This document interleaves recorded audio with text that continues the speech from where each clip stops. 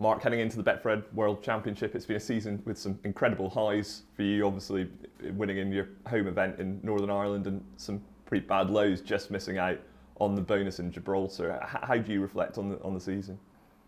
Well, you summed it up pretty well there. Some good stuff, some bad. So, yeah, winning Belfast, obviously the highlight by far. I don't feel like I've had my best stuff this season so far. It'd be nice to end it on a high note here in Sheffield, but yeah, missing out on the bonus, obviously on countback, was a harsh reality of what we do. But really, did I deserve it? I probably didn't. No, I done well in one tournament and semis in Germany, but didn't really do enough I deserved to win it, I don't think.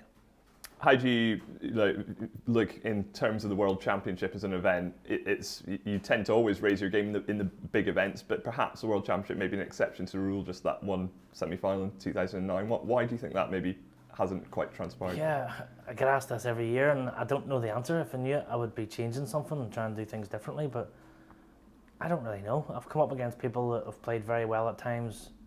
I've obviously played matches there in the past where I've been very, very poor.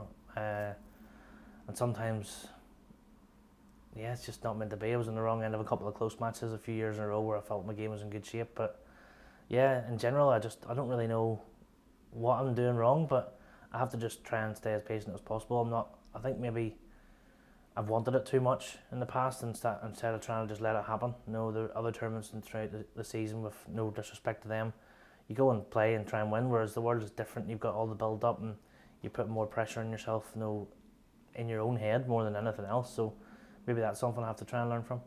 Yeah, I mean, in terms of like the sort of patient side, is it a different? I mean, there's no other tournament like it really with this sort of multiple sessions. Is it a different sort of mentality when you know each match you're really in it for the long haul over a few sessions? I think so. I think you have to be something possibly I haven't done well enough in the past is you have to be switched on from ball one. I'll not say which match, but I remember a match a few years ago where I maybe took it for granted I was going to win and took a few liberties at the start of the match, going for balls maybe 50 or 60 in front where I shouldn't have really, and thinking it's only first frame or second frame and a best of 19 or best of 25 will be okay type thing. But that sort of attitude comes back to haunt you. You need to be really, really sharp from ball one right the way through, and you need to get the most out of every single session. Again, that's something I haven't done well enough. Too many times I've went there and lost sessions 6-2 or 7-1, and against the very best players in the world, you can't recover from that. You need to be flawless really to have any chance to come back from that, and yeah, it's not good enough really.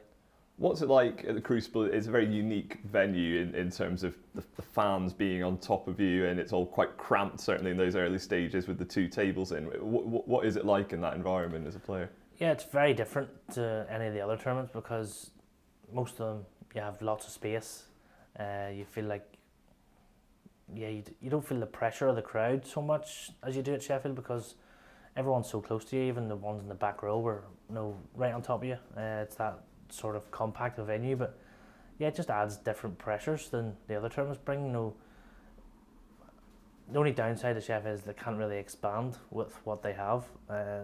You look at how good a job they've done at the Masters in the last few years. I'm not quite sure they can do that at Sheffield, and I've always been I've been a big advocate of keeping snooker in Sheffield, but maybe it's time we look further afield. And when in terms of getting used to that environment with the fans being on top of you, I remember I spoke to John Higgins and he was talking about how much he struggled on his first trip to the Crucible, even though he was going there probably as one of the favourites for the tournament. Have you noticed when you play players who are maybe making their debut there that they can sometimes get overawed by how different it all is? I think for any debutant it can be like the polar opposites. That they can either just find it amazing and buzz off the tree, or you can fall flat in your face and really struggle. I think in my experience playing debutants, they've actually been the latter. They've actually made it really difficult for me. They've settled in very early and they've really enjoyed the experience. And I was the same my first time. I loved every single moment of it. I couldn't believe how compact it was. I felt like I was going to hit someone in the front row with my shots, but in general I loved every minute. So I think you have to go there and try and enjoy it and not think too much of the occasion. And just to recap on your season a little bit, looking back at that evening in Belfast when you got over the line against John Higgins in the final, What was that moment like for you, especially going into that deciding frame? What were the emotions like? Yeah, it was strange on the night because obviously you know what I've been like in years gone by in Belfast. I've been a nervous wreck, but I felt okay in that final.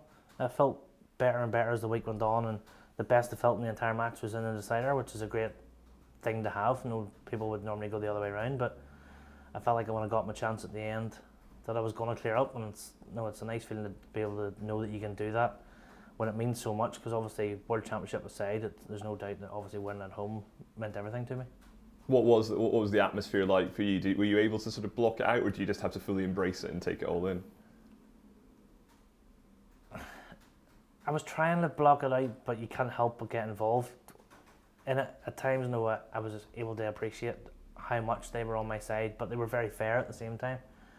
I remember sitting in my seat at 8-6 down, and I remember thinking, this isn't quite the way I wanted to go out, if I was going to go out, because John had dominated the previous 3 or 4 frames and I hadn't really got a shot. I didn't feel like I was imposing myself at the end of the match, but I dug in really well. Won a good 15th frame, got 8-7, then you fancy the job again. So to be able to do that with everything that was going on emotionally and with the crowd so much behind me, I think that should stand me in good stead going back there year on year. And finally, just looking ahead to the Crucible, we've spoken about how you've maybe struggled in the past there. How do you feel heading into Sheffield this year? I'm probably going in sort of not one of the favourites. I haven't had my best stuff this season, I'll be honest. I've been practicing really hard, I just haven't shown it really in my performances, so maybe that'll help me. Too many years I've been going there on the back of some really good form and sort of fell flat on my face. So it'd be nice to go in there, probably not as much pressure on me as normal, and see what that brings. And is there a little bit of extra excitement going there? We've had those 2 years where it's been a bit horrible, really, but with behind closed doors and partial crowds, it's all back to normal now. How exciting is that? Yeah, it'll be good to get back there and experience the full crowd again, because that's when it gets very, very special.